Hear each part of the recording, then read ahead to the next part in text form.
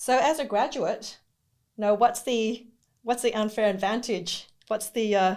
Where do I get the real advantage when I want to get into sport management?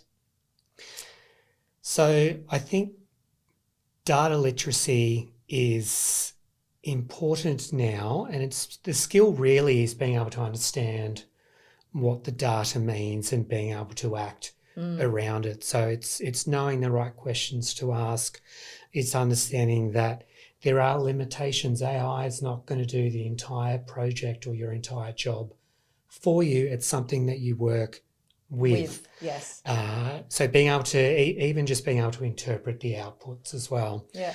And we spoke earlier about a Swimming Australia example and some of the tools that they use. And this I found this really, really interesting. And their general manager of performance pointed out the fact that they always actually had the data. It's just in all different places, and they knew there was more opportunity and more that they could do, but it was all siloed. Yeah. So Very common. Mm-hmm. So the data existed, but the capability to query it did not. Yes. So that's exactly the gap that data literacy fills. So knowing what questions to ask of the data that you already have. And then also knowing what is a good result. Absolutely. And so I think it's quite interesting in this, shall I call it the age of AI, where we are right now, a point in time. It's almost like in every industry. I think you'd need to start thinking with data. And as a graduate coming out, I think that is something that will help you stand out. You don't have to be a data analyst. It's actually knowing how to apply it and read it using AI.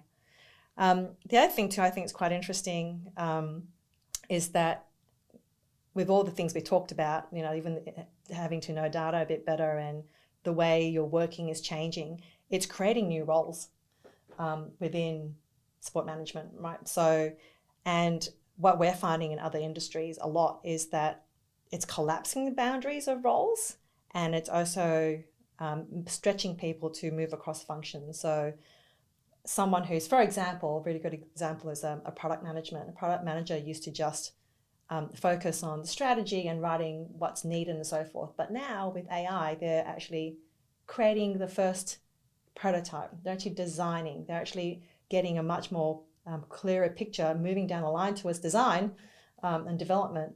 And I'm sure that's happening in sport as well. So it is, and there's some of these new roles are existing roles that are augmented, but also brand new roles, right? Yeah. So sports data analysis looks completely different to what it might have done previously. Fan engagement strategist, whereas the strategist part may not have previously been a part of that role. Yeah. AI can be very useful in integrity roles, and so sport, we know, is also a hub for sports betting. Mm-hmm. And whether we like it or not, sports betting is a part of our industry. Yes.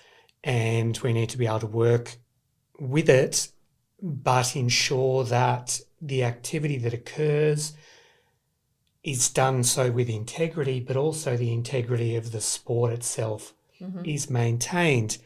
And that's one of the keys. That's what makes sport, right? Is the outcome's not predetermined. Yes.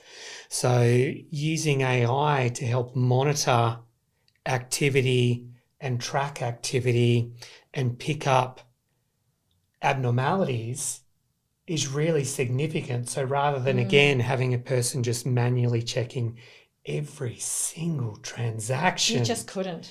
You couldn't. It's not possible. No. So using AI tools, again, to assist with this and then checked by humans can potentially make a really big difference. So again, it's not just whether you can use these tools, but it's what insights you can generate with them. So AI integrity is quite an interesting role.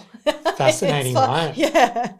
And then I think almost like a summary, it's this notion of critical thinking and judgment. I don't think that's changing at all. It's becoming more valuable I love that you mentioned critical thinking, because as someone that works in academia, that's really critical Yeah. to what we do. And obviously AI, again, it doesn't replace the importance of human judgment No. and critical thinking. AI models can be biased, they can be incomplete and not give you the entire picture, or sometimes they're just plain wrong. Yeah. I mean, they're fantastic, but it's being able to challenge and interpret and work with intelligently with that critical mindset, I think, that allows you to get the most out of it. Yeah. And what we're looking for a sports management graduate is to have that sports specific knowledge, have the critical thinking ability. Yes. But now we're adding that additional layer. Yeah. And that's the advantage that a sports management graduate will now take to market when they finish their degree. Yeah, knowing how to work with AI, understanding data.